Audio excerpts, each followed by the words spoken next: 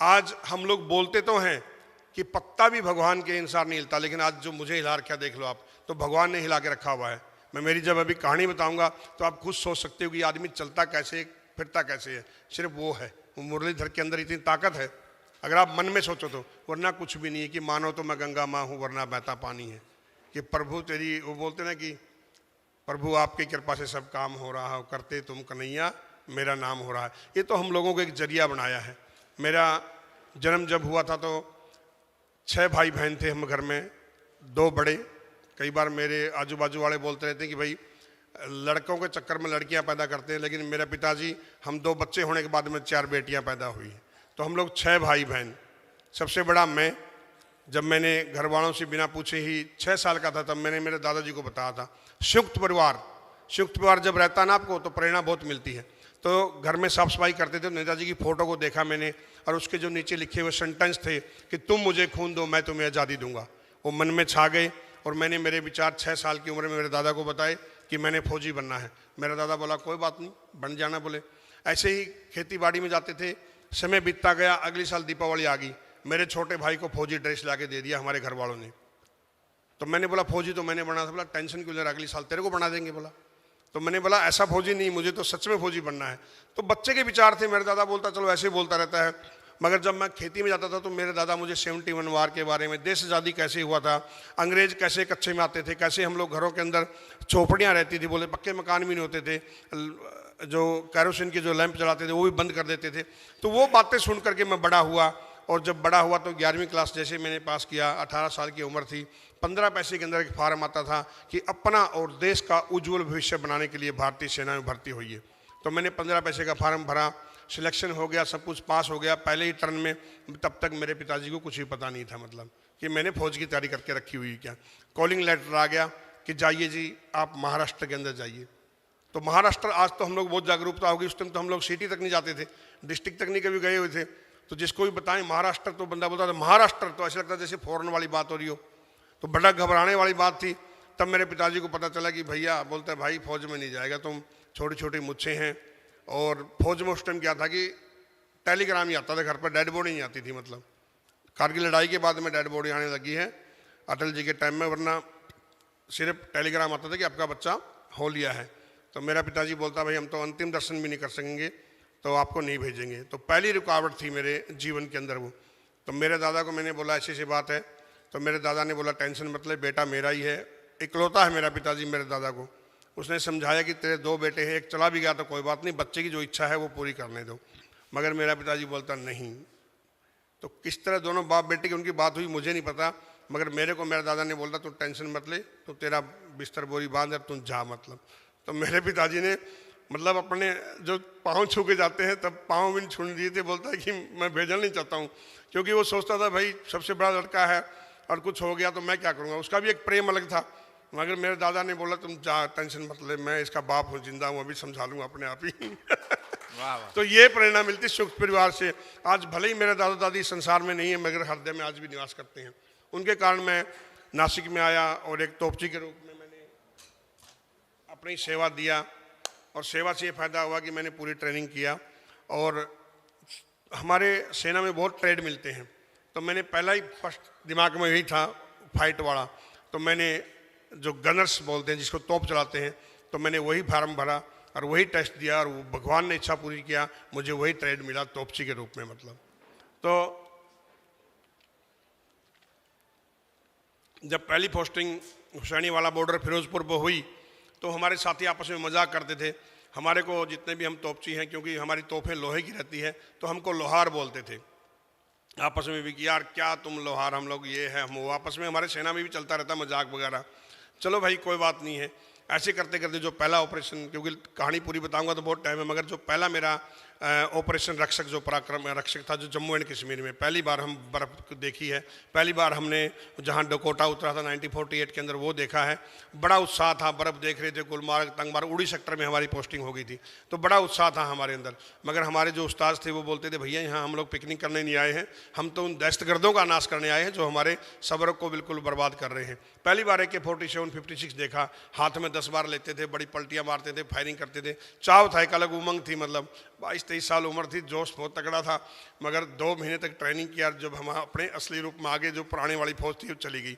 जब आप लोग घूमने जाते हो, आज बहुत जागरूकता हो गई है। जैसे मैंने अभी एक मैम ने बताया था, खाने पीने की बात वो चली थी, तो सवेरे हम लोग अर्ली मॉर्निंग 5 बजे उठ करके, हमारे को राशन क्या मिलता था, लाल मिर्च और नमक पूड़ी के अंदर डाल दिया जाता था, और उसी को हम लोग पॉलिथीन में पैक करते थे और पोच में डालते थे और रोड के ऊपर खड़े हो जाते थे। जब आप लोग घूमने आते हो रोड प्रोटेक्शन के लिए, कहीं कोई आईडी ना फट जाए, कुछ ना फट जाए। शाम तक दोपहर में कोई ऐसा नहीं तो आता कि यहाँ पर हम लोग छोटी छोटी चीज़ों के लिए ब्रेक चाहिए, ये चाहिए, हम लोग खड़े खड़े ही पूड़ी खाते थे। मतलब शाम को 5 बजे हमारी ड्यूटी खत्म होती थी। दिन भर ये काम करना है, रात को जाके हम लोग आतंकवादियों को ढूंढते थे गाँव गाँव में जा करके। तो हमारा उड़ी सेक्टर के अंदर, बारामूला डिस्ट्रिक्ट के अंदर, पट्टन तालुका के अंदर हमारा जो पूरा बांट दिया गया था, तो वहाँ पर सागरी, निहालपुरा, जीरन में हमारा हेडक्वार्टर था। एक हिंदुओं का गांव था बेवा, वहाँ पर पुलिस स्टेशन भी बना हुआ था। दिन में भी रात में हम लोगों को वहाँ पर पक्का पेट्रोलिंग जानी पड़ती थी। ऐसे करते करते मुझे कश्मीरी लैंग्वेज कोर्स करने का मौका मिला और हमारे रेजिमेंट के खुफिया विभाग में मेरा सिलेक्शन हो गया। मैं सिविल ड्रेस में वहाँ पर रहता था और लगभग 8 महीने तक फ्याज मेरा नाम होता था, और उसमें मैंने कार्य किया। शंकराचार्य मंदिर, डल झील, इधर उधर गांव में जाना, उनकी पार्टियों में जाना, जब कोई कमांडर मर जाता था, किसी की शादी होती थी, उस खुफिया का काम करना। मतलब मैं मस्जिद में भी जाता था एक हिंदू होकर के, मगर मैं उतना ही बोलता था जितना मुझे परफेक्ट आता था, क्योंकि हम पकड़े जाते तो हमारे सेना में एक ही होता है कि तुम कौन और मैं कौन। मैं गया तो गया, बच गया तो वाह वाही सब लेते हैं, मगर गया तो मैं गया। तो ये हमारा संकल्प रहता है जब उस दौरान हम काम करते हैं। ना हम किसी को बता सकते हैं, ना किसी को बोल सकते हैं। अगर हम चले भी गए तो दीपचंद नहीं गया, वो एक सिविलियन आदमी था, वो चला गया। मतलब कभी भी भोज में बता दिया, जैसे अभी कई अस्थियाँ आती हैं, लेकिन वो कभी नहीं बताते कि हम लोग भाई उसमें भाग करते हैं, उसमें भाग करते हैं। तो मुझे मौका मिला, एक बार आप लोगों को मैं कहानी बताता हूँ। कई बार हम लोग हमारे कमांडिंग ऑफिसर्स को बताते थे कि श्रीमान वहाँ पर आतंकवादी छुपे हुए हैं, मगर हमारे जाने से पहले आतंकवादी भाग जाते थे। तो बड़े परेशान हो रहा था, हमारे एरिया में अटैक कर रहे थे, ऊपर से हेडक्वार्टर से प्रेशर आ रहा था। हमारा कमांडिंग ऑफिसर हमारे को बोलता, दीपचंद बड़ी हो क्या रहा है? मैं बोला साहब इन्फॉर्मेशन तो पक्की मिलती है, मगर हमारे अंदर ही कहीं कमियाँ ढूंढी हम लोगों ने। क्या कमी है? तो हम लोगों ने प्लान चेंज किया। इस बार मैंने बोला साहब प्लान में पक्का है। सागरी के अंदर, चक्सरी के अंदर एक गाँव में उधर अपने आतंकवादी आए हुए। इस बार हमने प्लान चेंज किया कि जैसे आप पिक्चरों में देखते हो, हमने सिविल बसों को रोका, सवारियां वहां उतार दिया और सवारियों को कहीं नहीं भेजा, वहीं पर बैठा दिया सबको। 6 से 7 बसों को रोका, ड्राइवर उनका रहा, बुलेट प्रूफ वगैरह लगाए, सीटों के ऊपर पूरे लेट गए और मूव टू गाँव की तरफ। उस गाँव को हमने चारों तरफ से घेर लिया। दिन में ही, रात को सर्चिंग वहाँ चलती सवेरे 5 बजे, लेकिन हम इस बार हमने दिन में ही सर्चिंग कर दिया और भेज के मस्जिद में भेजते रहे। एक एक को भेजते रहे, पूरा गाँव खाली कर दिया। लास्ट में एक मास्टर जी का घर था, उसका बेटा पुलिस में था, उसका कैंप में हमारा आना जाना लगा रहता था। लास्ट घर वो रह गया, वो जोर जोर से चिल्ला रहा है, यहाँ कुछ नहीं है। तो हमने बोला देखने दो। हमारे एक ऑफिसर, एक जवान और एक जेसीओ नीचे गए हुए थे, हम सब कॉर्डर में लगे हुए थे। तो चेक किया, नीचे भी कुछ नहीं है। कमांडिंग ऑफिसर को इन्फॉर्मेशन दे दिया, सर कुछ नहीं है। कमांडिंग ऑफिसर आग बोला, मतलब इतना खर्चा हुआ, इतना सब कुछ कर रहे हैं, फिर भी। मैंने बोला सर इन्फॉर्मेशन पक्की थी, कुछ क्या कर सकते हैं? तो बोलता अभी लास्ट घर था तो देख लिया। तो फ़ोन पर बात किया कि कहाँ कहाँ देखा? बोले नहीं। बोले ऊपर भी देख लो। बोला ऊपर क्या मिलेगा? तो ऊपर गए, ऐसे जैसे अपना ये बना हुआ, वहाँ पर लकड़िए रहते हैं, और जैसे ही गलीचे बिछे हुए थे वहाँ पर, जैसे ही सेकंड बिल्डिंग में गए, सेकंड बिल्डिंग में पूरा खाली, सिर्फ गद्दे पड़े हुए। तो ऑफिसर, जवान, जेसीओ तीनों वहाँ से वायरल सेट पे बोल रहे कुछ नहीं होगा, चलो चलते हैं। ऐसा बोल के ऑफिसर जेसीओ चले गए। वो जो जवान था सुरेंद्र कुमार, वो बोला सर गद्दों के नीचे देख लेते हैं। उसने बोला गद्दों के नीचे क्या आएगा, नो प्रॉब्लम गो। ये चलने लग गए, उससे रहा नहीं गया। छोटी हाइट थी, गड़गड़ गड़गड़ जैसे भागा, और उसने गद्दे के ऊपर जैसे हाथ रखा, आतंकवादी के सिर के ऊपर हाथ रखा गया और उसने अंदर से फायरिंग खोल दिया। मतलब तो सीधी ऑफिसर्स को लगी, हेलीकॉप्टर बुलाया गया, सेकंड बिल्डिंग से छलांग लगाएगी। हमारे लिए गम की बात भी थी कि ऑफिसर घायल हुआ, खुशी की बात ये थी कि बहुत दिन हो गए परेशान कर रखा था, आज मिल गया। मतलब तो पूरी रात, दिन में 4:30 बजे फायरिंग शुरू किया था। और जब आप लोग बॉर्डर फिल्म में भी देखा होगा ना, रॉकेट लॉन्चर चलाने के लिए चलाते हैं, तो उसके लिए लाइट मशीन गन का था। तो हमारे पास लाइट मशीन 2 ही थी, जैसे खड़े हुए सीधा पकाए। हमने रात होने का इंतजार किया।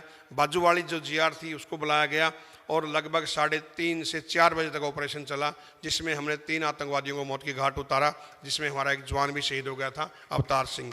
यानी कि ऑपरेशन जो ये रक्षक था, उसमें लगभग 8 आतंकवादियों को मौत के घाट उतारने में मेरा अहम रोल अदा था। वहीं से हमारे को मूव टू कारगिल का मौका आ गया, क्योंकि कारगिल से जो नीचे से सेना आने वाली थी, आगरा, मेरठ, दिल्ली, बहुत लेट हो रही थी। हमको 48 आवर्स का टाइम मिल गया कि मूव टू कारगिल। तो हमने इस मातृभूमि की जय किया और भारत माता की जय बोल करके कारगिल के लिए मूव कर दिया। जैसे आप लोगों में कंपटीशन रहता है, हमारे भारतीय सेना में भी कंपटीशन रहता है कि हम किसी से पीछे नहीं रहेंगे। तो ऑर्डर मिल चुका था, वो 48 आवर्स में पहुंचना है। किसके बाप का हमने रात को ब्रेक ही नहीं किया, 48 घंटों के अंदर ही 6000 की हाइट पर हम लोगों ने तलोलिंग के ऊपर अपनी तोपों को लगा दिया था। मतलब क्योंकि वहां पर जो पीछे रह गया युद्ध भूमि में, वो पीछे ही लटकता रहता है फिर। तो सीधा हम लोगों ने जैसे ही लगाया, और पीछे हमारे बिफोर अंडर 30 हमारा पूरा आर्टिलरी का बेड़ा था। अब मानोगे नहीं, युद्ध जो लड़ा था हम लोगों ने रात में लड़ा था, कोई वहाँ पर बंकर नहीं बने होते थे। आज भी मेरे पास वो ड्रेस रखी गई है जो कारगिल के अंदर मैंने पहनी थी, आज भी वो हेलमेट मेरे पास में जिसको पहन के हमने युद्ध लड़ा था। मतलब सवेरे सवेरे कभी 4 बजे, कभी रात को 11 बजे, कभी 10 बजे पूरा फायरिंग होती थी। तो तलोलिंग पर ही जो हमारे भंवर सिंह साहब थे, वहाँ पर मैंने उनको बोला था कि साहब, वो बोलते मुन्नू राशन पानी, माँ साहब राशन पानी मिले ना मिले, अम्युनिशन ज़्यादा से ज़्यादा मिलना चाहिए। मतलब तो तब वहीं से मेरा ये मशहूर हो गया था यार, वो एक लास्ट नायक दीपचंद करके वो साला बोलता है कि हमें राशन मिले ना मिले, क्योंकि एक दो आदमी बेचारे भीम की तरह थे, उनको बोलते यार खाने के लिए क्या होगा, वो खाने के बिना कोई नहीं मरेगा। आप मानोगे नहीं, हमारे पास जितने भी हमारे पोस्ट के अंदर छोटी सी जगह भी रहती थी, उसके अंदर हम भी एक पार्ले जी का जो 5 रुपये वाला बिस्कुट आता है वो इमरजेंसी में रखते थे, वरना दिमाग में ही नहीं आता था मतलब कि भाई राशन भी कोई चीज़ है। सिर्फ फोकस ये था, अंडर 25 ईयर्स हम लोग पूरे थे कि दुश्मन हमारे कैसी सीमा पर आ गया। क्योंकि दुख इस चीज़ का होता है कि भाई युद्ध क्यों होता है, सैनिक तो कभी युद्ध नहीं चाहता है, हमको तो पता भी नहीं चलता, हम तो वहीं पर रहते हैं, ऊपर से ऑर्डर आता है बस मार दो मर जाओ। अभी आप लोग भी कई बार ये बोलते रहते हो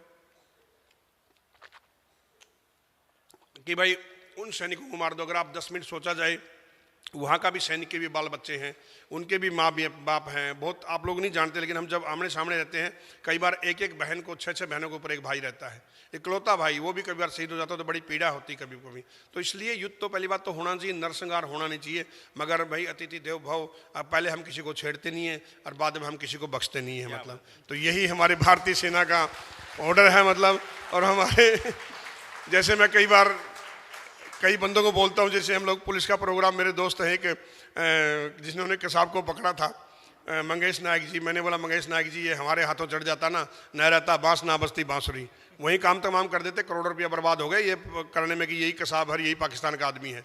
हमारी सेना इंतजार नहीं करती। उसी टाइम मैं जैसे रहता था, 2 ही ऑर्डर होते, देख भाई मेरे अंदर एक सॉफ्ट टारगेट रहता था महेंद्र भाई की तरह, देख भाई मेरे अंडर में है, 3 आतंकवादियों को बचाया है, वो आज जिंदा है अभी भी, उसमें से एक तो मर गया, 2 अभी भी है। एक ही बात बोलते थे, देख भाई जब तक मेरे अंडर में हाथ खड़ा कर दे तो सिलेंडर हो जाएगा। हमारा कमांडर साउथ इंडियन है, वो सीधा बोलता था सालों को इनको पकड़ो, श्रीनगर लेके जाओ, दिल्ली लेके जाओ, इधर ही कांटा खींच दो। बोले तो देख तू हाथ खड़ा कर लेगा, सिलेंडर कर देगा तो तेरी मेहरबानी है, नहीं तो साहब तो बोलता था सीधा। तो मेरे पास 2-4 जो मिनट रहते थे उस टाइम उसको समझा देता था, 1-2 आदमी समझे, उन्होंने हाथ खड़ा किया, वो जिंदा है, बाकी राम को प्यारे हो चुके हैं। मतलब तो ऐसे ही कारगिल युद्ध के अंदर 8 जगह हम लोगों ने गन पोजीशन को चेंज किया था। 8 जगह ये नहीं कि भाई पिछली लाइन से आगे बैठ जाओ आप लोग, तोपों को उठाना है रात के टाइम में, उसके बाद अम्युनिशन चढ़ाना है, 1 कदम रखते थे 10 कदम पीछे होते थे। मतलब एक तो माइनस टेम्परेचर था, ज़्यादा मार तो हमारे को मौसम की हुई क्योंकि हम नॉर्मल कपड़ों में थे, जैसे हम लोग ऐसे बैठे हुए हैं और सीधा हमको बर्फ इलाके में टेक दिए जाए। आजकल तो बहुत बंकर बन चुके हैं, बहुत कपड़े आ चुके हैं। मैं बोला ना, हम लोगों को एक ही टारगेट था, बस अम्युनिशन ज़्यादा ज़्यादा मिलना चाहिए और हमारी तोहफे ठीक रहनी चाहिए। मतलब तो भगवान का ये था कि हमारी जो तोहफों का भी रिकॉर्ड रहता है, जब तलोलिंग के ऊपर जहाँ पर घोड़ा चाहिए था वहाँ पर मिल नहीं रहा था, सभी तोहफे फायर कर रही थी। तो हमारी रेजिमेंट रहती है लाइट रेजिमेंट 120 मोटर AM50 जो 90 डिग्री फायर करती है, दुश्मन के बिल्कुल बाजू में हम लोग रहते हैं। तो आखिर में 1 हफ्ते बाद जब हमारे को मौका मिला कि लाइट रेजिमेंट से देख लो, तो हम भी बहुत इंतजार कर रहे थे, यार लगा तो दिया, फायरिंग कब कराएंगे। तो हमारे कमांडिंग ऑफिसर ने बोला भैया ये मौका है, मतलब अगर ये चीज़ हमको मिल गई तो समझ लो पूरी आर्मी के अंदर नाम हो जाएगा। हमने भी बजरंग बली का नाम लेके भारत माता की जय बोल के 12 की 12 तोपों ने राउंड फायर किया। मैं ये नहीं बोलूँगा यहाँ पर कि मैं ही बेस्ट फायरर था, मगर भगवान जब देता छप्पर फाड़ के देता है। मतलब तो जैसे ही 12 राउंड ने 1 गायर फोला, जिस तोप के ऊपर मैदा चाले टोप के ऊपर, वही गोला तलोनी के ऊपर हिट हो गया। मतलब तो वहीं से हमारे को बस लगा कि विजय हमारे हाथ में है। और उसी बैरिंग एलिवेशन से हमने जितनी भी पोस्टें थी 5100, 4875 विक्रम बत्रा पोस्ट, उनके ऊपर हमने फतेह हासिल किया। कारगिल युद्ध के बारे में पूरा बताऊंगा तो बहुत टाइम लग जाएगा, मगर मैं शॉर्टकट में बताता हूं। 8 जगह हम लोगों ने गन पोजीशंस को चेंज किया, 10,000 गोले दुश्मन के ऊपर दागे थे, जो अपने आप में एक रिकॉर्ड है। आखिरी लड़ाई जब टाइगर हिल की रह गई थी, हम लोगों ने दिन में चढ़ाई शुरू कर दिया 8:30 बजे। चलते चलते बहुत बार नुकसान हुआ, हमारे बहुत साथी चल गए। जैसे हम लोग यहाँ बैठे हुए ना कि तीसरा चला गया, मगर युद्ध भूमि में कभी भी हम लोग आंसू आते हैं, मगर कभी भी हम लोग पीछे नहीं हट सकते, ऐसे रो करके हा हू नहीं कर सकते, युद्ध लड़ना पड़ता था। हमको ये पता था हमारा नंबर भी आ सकता था, क्योंकि हमारे बहुत साथी चले जाते थे लेकिन हम युद्ध लड़ते रहते थे, जो भी हो गया वो तो हो गया, आगे चलते रहो। मतलब ऐसे करते करते जब हम लास्ट में पहुंचे, टाइगर हिल की लड़ाई के लिए मूव कर दिया और दिन में 12:30 बजे अपनी तोपों को चढ़ा दिया। नाला ऐसे चल रहा है, नीचे पानी बह रहा है, आके झरना बह गया। 18,000 की हाइट पर तोपों लगा दिया। हमें नहीं पता कि बिल्कुल टाइगर हिल के नीचे आ गए हैं, दुश्मन हमारे को देख रहा है और नाला बंद हो गया। पापा बैटरी उधर, क्यों बैटरी इधर। जैसे अपनी तोपों को लगाया, रात को फायरिंग करते थे, हमारे ऊपर से ऑर्डर आया कि रात को ज़्यादा परेशानी नहीं होगी। हाथी निकल गया यार, पूछ रहेगी, जोश हमारे अंदर बहुत था तो इसको तो टैगी देंगे बोले। तो दिन में ही फायर आ गया कि 1 राउंड गन फायर। तो हमने फिर भारत माता की जय बोलकर जैसे एक गोला दागा दुश्मन के ऊपर, वहाँ से सैकड़ों गोले हमारे ऊपर आने लगे। अभी ये अलग वातावरण था, फंस चुके थे हम नाले के अंदर बिल्कुल। तो कहाँ भागे, हमेशा ऑर्डर आया भागो। मेरा दोस्त मुकेश कुमार और मैं दोनों ने कसम खाई हुई थी, नई शताब्दी कौन देखेगा, और दोनों में से कोई भी शहीद हो जाएगा तो एक दूसरे से परिवार से मिलके आएंगे। और जब हम ये बातें करते थे तो हमारे सीनियर बोलते थे ऐसी बातें मत किया करो यार, क्योंकि हमारे बहुत साथी चले गए थे, हम सोच रहे हमारा नंबर भी आएगा कभी न कभी। ये माहौल अलग था बाकी चीज़ों से। हमने बोला लास्ट टाइम बचा हुआ, नीचे से मैसेज आ गया कि छुप जाओ, सब जगह भगदड़ मच गई। अभी तो मैं आपको धीरे धीरे बता रहा हूँ, उस टाइम तो फटाफट ताबड़तोड़ बात हो रही थी। मेरा दोस्त मुकेश कुमार और मैं बैठे हुए, हमने बोला चलें, बोलता नहीं जाएंगे। बोला क्या करेंगे, बोला लड़ेंगे। मैंने बोला दोनों आदमी, बोला कुछ भी हो जाए। मैं बोला जिसको ज़्यादा तनख्वाह मिलती है वो चले गए, हम दोनों सिपाही क्या कर सकते हैं। वर्डिंग क्या थे पता है, अगर आपको डर लग रहा तो आप जाइए। दोस्ती तकड़ी थी, मैं भी चुपचाप से बैठ गया। चंद सेकंड बाद गोले गिर रहे हैं और हम जब नीचे देख रहे हैं, हमारी टैटू कंपनी, हमारा लंगर खच्चर सब त्राहिम त्राहिम हो रहा है, मतलब पूरा इतना सेलिंग आ रहा है और हम दोनों युद्ध भूमि के अंदर बैठे हुए। बेवकूफ़ी समझो कुछ भी समझो, हर बार ऐसे रहते थे, लेकिन लास्ट टाइम था तो मैंने बोला चलें। कुछ सेकंड बाद उसने बोला चलो मैं AK-47 लेके आता हूँ। वो उधर भागा, मैं इधर भागा हूँ, बीच में हमारे पत्थर था, बम गिर रहे हैं और हमने भी वहाँ पर मुंडी डाल दिया जहाँ पर हमारे धर्मगुरु कुमोती सिंह साहब थे और वो बोले थे भाई राम का नाम लो, माता रानी को याद करो। हमने बोला गुरुजी जिसका भी नाम ले लो, अभी देखी जाएगी, जो होना तो होगा। 10 मिनट बाद फायरिंग बंद हो गई और 10 मिनट बाद हम जब उस छोटे से गड्ढे के अंदर निकले तो 90 आदमी थे। 18,000 की हाइट है, ऑक्सीजन की कमी है, मगर किसी का दम घुटने से मौत नहीं हुआ। 90 के 90 आदमी थे और ठीक ठाक थे, मतलब बिल्कुल। तो ये भी अचंभे वाली बात थी। तो मेरे को बोले दूसरा कहाँ है, मेरे को बोलते थे मुच्छड़, बड़ी बड़ी मुच्छें थी मेरी, इससे बड़ी बड़ी। बोले मुच्छड़ दूसरा कहाँ, मतलब सर उधर गया। बोला तुम्हारे को बताते हैं हम लोग, चलो। पापा बेटा इधर चलेगी, नीचे से मैसेज आ भाई जान माल का क्या नुकसान हुआ है। तो चलने लगे तो ऐसे मांस के टुकड़े पड़े हुए थे। तो हम तो जूनियर आदमी थे, मेरे सामने हमारे सीनियर खेमराज राणा सर थे। हमने बोला सर ये, बोला यार कोई पक्षी आ गया हुआ। थोड़ा आगे बढ़े, एक मांस का टुकड़ा और मिला, क्योंकि वहाँ तो धीरे धीरे चल रहे थे, हाइट है और ऑक्सीजन की कमी है। तो बोला यार कोई गिद्ध आ गया होगा इतना।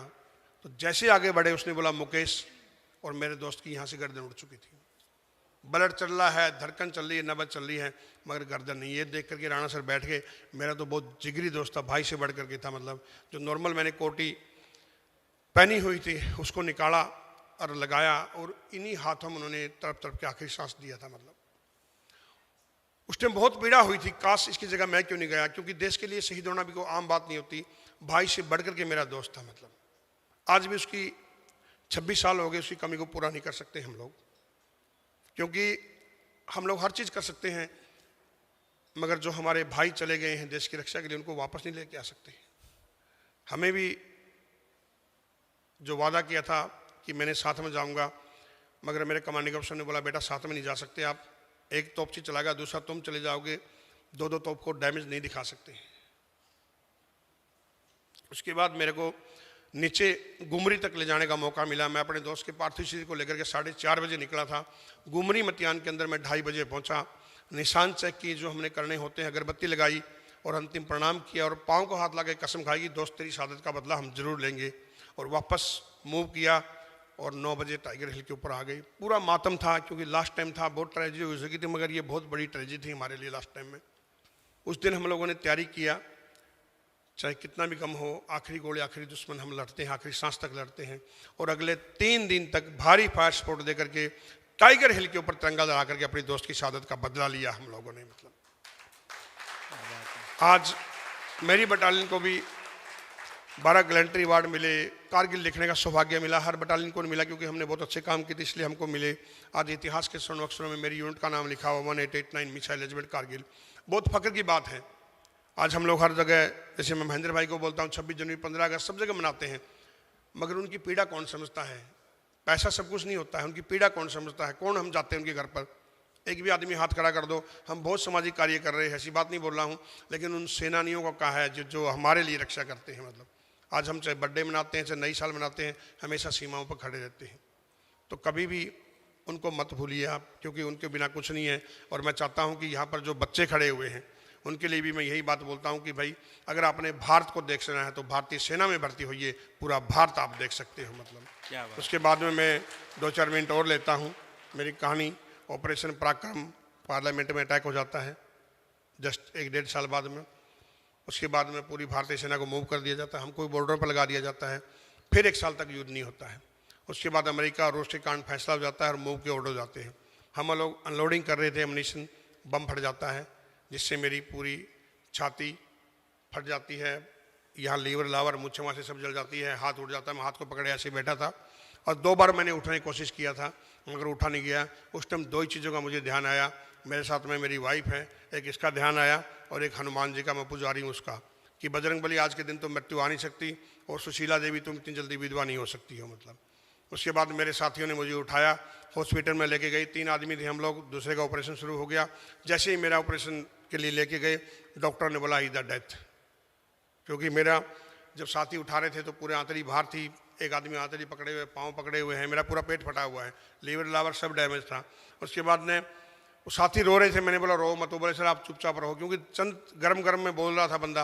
उन्होंने बोला ये मुश्किल बचेगा और वही हुआ। मगर फिर जैसे ही मेरे कमांडिंग ऑफिसर आए उन्होंने प्रेस किया डॉक्टर को कि सर प्लीज़ कुछ भी करिए, मतलब इसके बारे में नहीं पता आपको ये बंदा कौन था, कुछ भी करो। तो उन्होंने बोलने से दोबारा चेक किया किस तरह इसको काट कूट देंगे ना हाथ पाँव तो शायद 5% बच जाए। मैं 5% की गांठी लेता हूँ, बाकी भगवान भरोसे हैं। तो हमारे कमांडिंग ऑफिसर ने साइन किया, उसने बोला मैं 5% के ऊपर से रिस्क लेता हूँ और ऑपरेशन शुरू कर दिया। पूरी रात मेरा ऑपरेशन चला था और यहाँ पर मेरे लिए मंदिर में पूजा पाठ शुरू कर दी। रात को मंदिर खोल दिया। 17 बोतल मुझे कंटिन्यू खून चढ़ा था, मतलब इतना खून बह चुका था, 17 बोतल कंटिन्यू खून चढ़ा था। सवेरे जब डॉक्टर ऑपरेशन करके निकले तो बोला 78 आवर्स का टाइम, अगर इसको होश आ जाएगा तो हम बताएंगे। मगर जाको राखे साइयाँ मार सके ना कोई, 12 घंटे बाद ही मेरी आंखें खुल गई थी। मतलब तो आप ये सोचिए कि जीवन में कुछ न कुछ लक्ष्य था। मेरी 6.5 फुट की हाइट थी, 6.5 फुट से मैं 3 फुट का रह गया था। उसके बाद में हमारे परिवार को बुलाया गया, बीवी बच्चे सास ससुर माँ बाप आए तो मैं मेरे दोस्तों को बोल देता था भाई मेरे आगे तकिया लगा दो ताकि मेरी वाइफ को ये ना पता चले कि मेरी टांगें भी नहीं है। काफ़ी दिन तक, काफ़ी महीनों तक इनको मैंने पता नहीं चलने दिया था, क्योंकि ये मात्र 22 साल की उम्र थी, 1.5 साल का बच्चा गोद में है, 3 महीने से दूसरे बच्चे की फैमिली वे में है, तो इसकी क्या गलती है। सोचती मैंने तो अच्छी हाइट वाले से शादी किया था। तो काफ़ी दिन बीत गए। उसके बाद हॉस्पिटल में मेरा बच्चा भी हो गया, पूरा परिवार हॉस्पिटल में था, मगर मेरे दिमाग में कुछ और ही चल रहा था। अभी ताड़ी मत बजाइए, मैं बोलूँगा तब ताड़ी बजाना, 2 मिनट और लूँगा, क्योंकि बाकी टाइम तो चलता रहता है। सैनिक को मौका आपने दिया है तो 2 मिनट और दे दीजिए सभी आदमी। तो 6 महीने बाद जब मुझे टांगे मिली तो मेरा 68 kg वेट से 38 kg वेट रह चुका था और 42 kg की मुझे टांगे मिली थी। मगर मैं फिर भी खुश था 42 kg की टांगे में, क्योंकि भले डुप्लीकेट थी मगर वो थी, मतलब अपनी समझ लो। तो पहना उनको, जिस मातृभूमि को हम माँ बोलते हैं ना, इसके मैं पहन के जब इसके ऊपर कदम रखा, दोबारा से इसको नमन किया कि जैसे तूने मुझे बचपन में चलना सिखाया है तो एक ऐसा आशीर्वाद दे ताकि मैं अपना जीवन जी सकूँ। मतलब और आशीर्वाद आज आपके सामने बैठा हुआ है, हर कदम इस राष्ट्र को समर्पित है। तो यहाँ पर यह है कि जो गीता हम बोलते तो हैं मगर पढ़ते कोई नहीं है। गीता की वो लाइनें थी, मैंने कसम खाई थी, क्योंकि जब मेरे बीवी की तरफ देखता था, जब मेरे बच्चों की तरफ देखता था तो मैं ये सोचता दीपचंद तुमने उठना पड़ेगा। क्यों उठना पड़ेगा? वो भगवान श्री कृष्ण ने बोला था कि जो हुआ अच्छा हुआ है, जो हो रहा है अच्छा हो रहा है, और जो होगा वो भी अच्छा होगा। तब फिर मैंने वहाँ से संकल्प किया कि एक सैनिक झुक गया तो देश झुक जाएगा। धिक्कार है तेरे जीवन के ऊपर, तुम अपनी बीवी बच्चों की रक्षा नहीं कर सकता तो देश की रक्षा क्या खाक करेगा। तो वहाँ पर मैंने संकल्प किया था कि मेरी बीवी किसी को ये ना बोलेगी कि सर आपको तो पता ना मेरे हस्बैंड की कंडीशन क्या है, मेरे बच्चे कभी किसी को ये ना बोले अंकल आपको तो पता ना मेरे पापा की कंडीशन क्या है। इन लोगों को दिखाना है कि जीवन क्या होता है और इस समाज को भी दिखाना है, चाहे हाथ पांव होना हो, चाहे हाथ पांव होना हो, बच्ची जिंदगी में हौसले काफी है। और हमें हैरत से देखने वालों सुन लो, हौसलों में उड़ान अभी बाकी है, हौसलों में उड़ान अभी बाकी है साथियों। एक एवा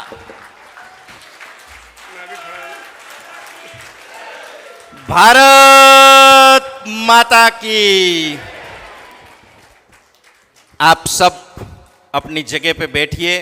बिल्कुल जय हिंद है सर। एक सेकंड और लूँगा मैंने गाना तो गाऊंगा 2 लाइनें पक्का, क्योंकि देशभक्ति वाला तो नहीं तो होगा तो अधूरा रहेगा। मैंने अपना जीवन एक ट्राई साइकिल पर शुरू किया था, ट्राई साइकिल से। उसके बाद स्कूटी आई और मैं अपनी स्कूटी पे, ताकि मेरी वाइफ के बारे में इसलिए बोलता हूँ, उसको ये ना लगे कि मेरा पति हैंडीकैप है, उसको बिठा करके मैं शिमला तक घुमा के ले गया स्कूटी के ऊपर। उसके बाद महेंद्र भाई की तरह मुझे शिलेश पाटिल जी मिले। उसने बोला गाड़ी चला सकते हो, तो मैंने बोला सर मौका मिले तो हवाई जहाज चला लूं। तो उन्होंने मुझे गाड़ी दिया और मैं कार चलाता हूं, और कार लेकर के मैं सिचिन ग्लेशियर तक 26 दिन के अंदर 7000 किलोमीटर की यात्रा करके आया उन वीरों के लिए, उन नमन के लिए। और मैं अभी अहिंसा धाम महेंद्र भाई और सबसे यही अनुरोध करता हूं, अगर आप हेलीकॉप्टर दो तो हेलीकॉप्टर भी चलाने की कर देंगे कसर। क्या बात है। तो बस यही है भैया जो मैं काम कर रहा हूं। मैं महेंद्र भाई से वही बोला था, क्योंकि मैं चाहता हूं कि मेरी ये कंडीशन है, और इस कंडीशन में मैं हमारे जितने भी स्मारक बनी हैं उनको नमन करना चाहता हूं, उन वीरों से मिलना चाहता हूं। उसके लिए पेट्रोल पानी लगता है। तो महेंद्र भाई ने जैसे मेरा साथ दिया है, तो आप लोगों से भी यही अनुरोध है।